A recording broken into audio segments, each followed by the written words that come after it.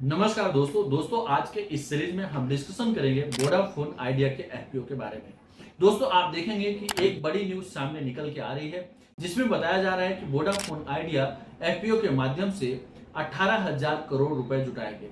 दोस्तों यह simple as IPO होता है जो एफपीओ होता है, लेकिन होता क्या है कि जब कोई कंपनी नई मार्केट में लिस्टेड होती है तो वो एज आईपीओ मार्केट में लिस्टेड होती है। और अगर कोई कंपनी पहले से ही लिस्टेड है मार्केट में और अगर वो शेयर के माध्यम से पैसा जुटाना चाहती है तो उसे बोला जाता है एफपीओ।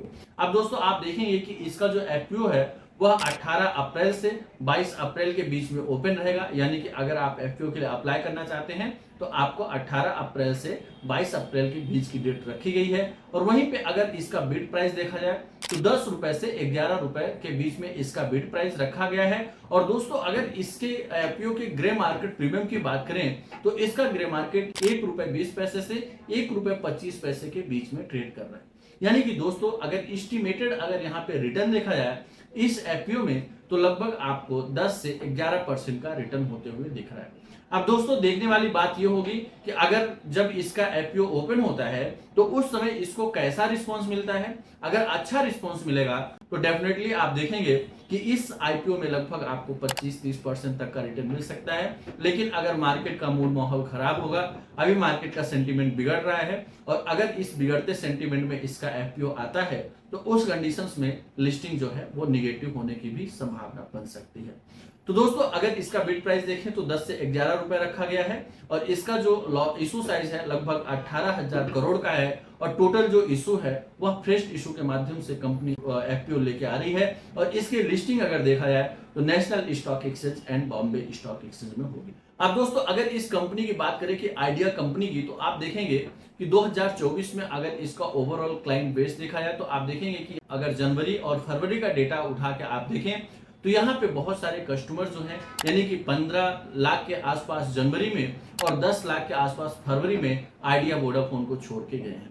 वहीं पे दोस्तों अभी तक इनका क्लाइंट बेस देखा जाए तो 126 मिलियन के आसपास इनके पास टोटल कस्टमर्स अभी फिलहाल की सिचुएशंस में हैं।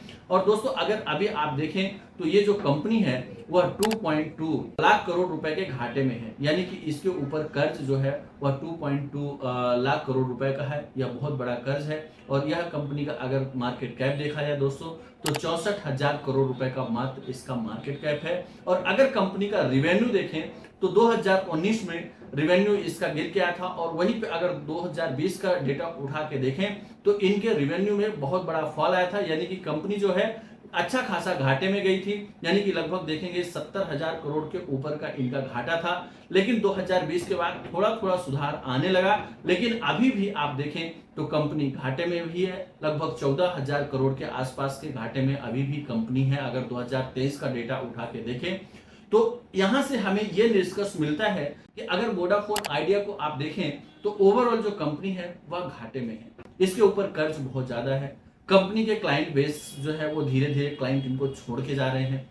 अब दोस्तों यहाँ पे सबसे इंपॉर्टेंट जो बात है, यहाँ पे गवर्नमेंट की अगर स्टेक होल्डिंग देखा जाए तो 33% की है, यानी यहाँ पे सरकार का जो इसमें शेयर होल्डिंग है वह 33% का है। तो बस यही एक मार्केट में थोड़ा सा कॉन्फिडेंस लेके आता है कि हो सकता है कि गवर्नमेंट कुछ ऐसा करे, कोई ऐसा प्लान लाए कि आने वाले समय में आइडिया में सुधार हो जाए। तो बस ये एक आखिरी उम्मीद यहाँ पे बनती है जिससे कि गवर्नमेंट का इसको सपोर्ट मिलने की संभावना देखी जा रही है। और यहाँ पे गवर्नमेंट ये भी आश्वस्त किया है, अगर मनी कंट्रोल के एक रिपोर्ट के हिसाब से देखा जाए तो उसमें यह बताया गया है कि गवर्नमेंट जो है 33% का जो स्टेक है उसको इसमें कंटिन्यू करना चाह रही है। तो यह भी एक इसके लिए पॉजिटिव संकेत बन के आता है। तो दोस्तों मेरा जो यहाँ पे पॉइंट ऑफ व्यू था कि मैं आपके सामने सारी चीजें रखूं, बाकी आपको ये डिसाइड करना है कि आपको एफपीओ के लिए अप्लाई करना चाहिए या नहीं करना चाहिए। लेकिन दोस्तों अगर आप अप्लाई करना चाहते हैं और आपके पास डीमेट अकाउंट नहीं है तो डिस्क्रिप्शन में अकाउंट ओपनिंग लिंक है, वहां पे जाके आप अपना डीमेट अकाउंट ओपन कर लीजिए।